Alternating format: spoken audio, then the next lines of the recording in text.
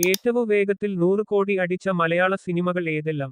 എത്ര ദിവസം വേണ്ടി വന്നു ഓരോ സിനിമകൾക്കും 100 കോടി അടിക്കാൻ എന്നും ഈ വീഡിയോയിൽ നോക്കാം. ഒന്നാം സ്ഥാനത്ത് എമ്പുരാൻ. 2 ദിവസം കൊണ്ടാണ് 100 കോടി അടിച്ചത്. രണ്ടാം സ്ഥാനം മോഹൻലാലിന്റെ തുടരും.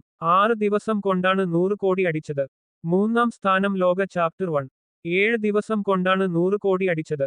നാലാം സ്ഥാനത്ത് 2 ചിത്രങ്ങളാണുള്ളത്. ആട് 3യും വായ 2വും 8 ദിവസം കൊണ്ടാണ് 2 ചിത്രവും 100 കോടി അടിച്ചത്. അഞ്ചാം സ്ഥാനത്ത് ആട് ജീവിതം. 9 ദിവസം കൊണ്ടാണ് 100 കോടി അടിച്ചത്. ആറാം സ്ഥാനം സർവ്വം മായ. 10 ദിവസം കൊണ്ടാണ് 100 കോടി അടിച്ചത്. ഏഴാം സ്ഥാനം 2018 മൂവി. 11 ദിവസം കൊണ്ടാണ് 100 കോടി അടിച്ചത്.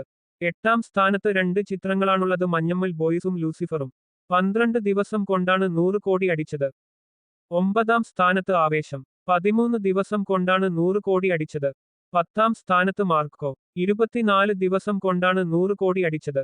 11ാം സ്ഥാനത്ത് 2 ചിത്രങ്ങളാണുള്ളത്, പ്രേമലുവും ARM-ഉം. 31 ദിവസം കൊണ്ടാണ് 100 കോടി അടിച്ചത്. 12ാം സ്ഥാനത്ത് പുലിമുരുകൻ.